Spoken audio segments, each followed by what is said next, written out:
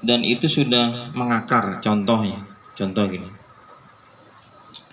dulu waktu kecil kita sering main apa tuh, ada tukang ayam, tukang mainan jualan ayam, terus ada kayak kotak gitu, di atasnya kan gambaran tuh ya, ingat ya? Iya. Ya. Nanti masang sebaris, ya. Terus ambil kartunya, kalau ada pas sebaris itu dapat. Itu kita ngerti nggak kalau itu judi? Dulu kita ngerti nggak itu judi?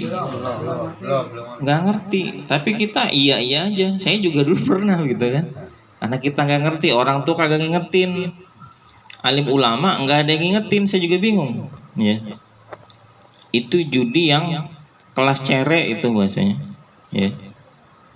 Ada lagi apa, anak kecil main gambaran pak, beli gambaran 1000, potong tepok pok ya kan. Saya udah lupa caranya itu, pokoknya ntar kalau dia kalah dapat gitu kan, betul nggak? Itu judi, itu masih kecil aja udah biasa judi ya. Jadi udah terbiasa dengan judi, nggak ngerti. Nah, ada yang di sini nih, udah kemarin saya datengin sama Pak RT, sama Syukur dan sama Pak Tony. Saya udah datengin 4 orang, udah dibilangin, dia bersyukur, alhamdulillah katanya kita diingetin. Cuma sampai sekarang nggak diambil itu ya. Jadi kita kan boneka ya, beli koin nanti ngambil boneka, kalau dapet ya beruntung dia, kalau enggak berarti dia kehilangan duit. Itu judi bang. Nah, jadi judi ini sudah apa ya, dianggap satu hal yang biasa. Ada lagi katanya di sini, saya nggak tahu tuh, di warung ini, warung siapa, warung puput ya. Jadi intinya begini, satu hal yang kalau itu ada unsur, ada yang diuntungkan dan dirugikan, maka itu judi. Contohnya apa? Mancing juga ya.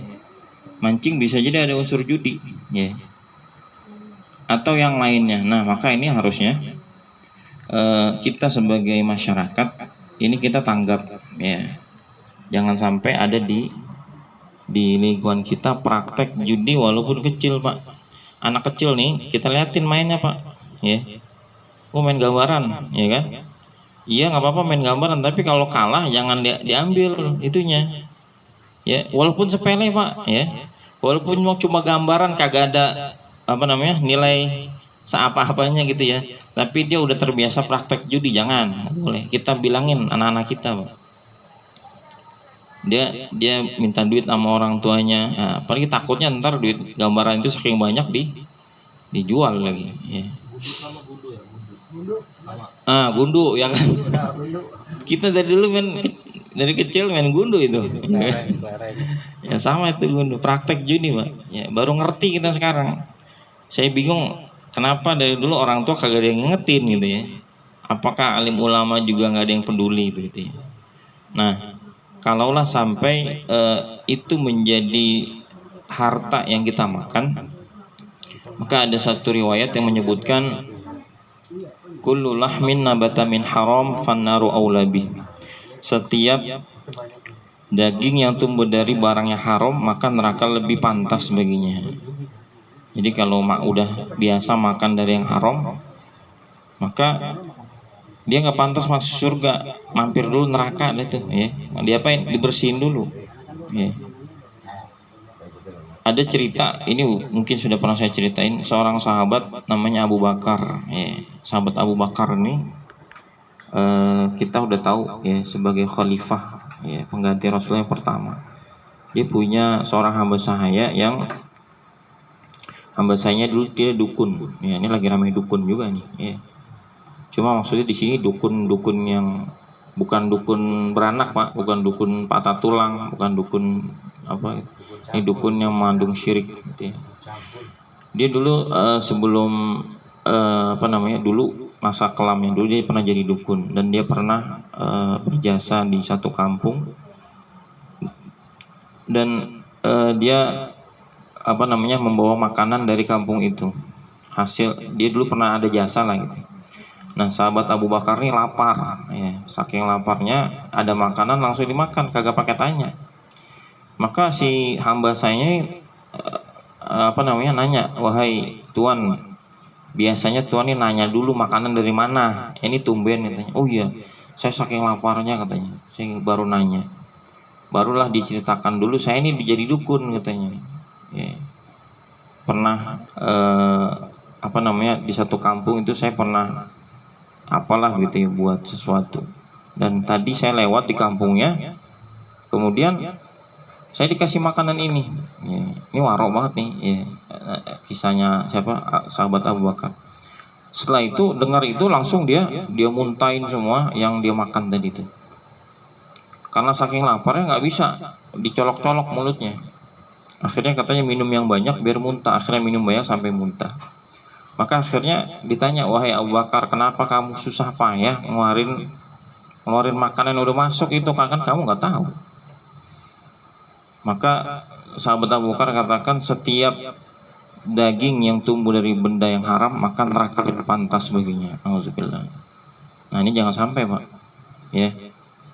Ada satu hadis yang berbunyi, unsur akhaka zaliman au mazluman.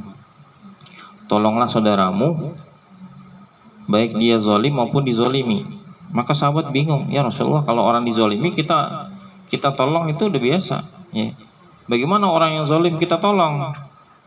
Kata Rasulullah, kamu cegah dia dari berbuat kezaliman, itu namanya nolong. Ya. Kalau ada orang kagak ngerti, kita kasih tahu yang benar, itu nolong Pak. Sebetulnya bukannya gedek, bukan. Kita kasih tahu itu kagak bagus, nggak boleh dalam agama. Dia malah marah. Sebetulnya kita sayang, gitu, nolong gitu ya maksudnya. Ya karena sangat minim pengetahuan kita terhadap ilmu agama, sehingga suatu itu yang sudah lumrah itu kan udah biasa katanya. Ya, maka sesuatu itu harus ditimbang dalam segi agama.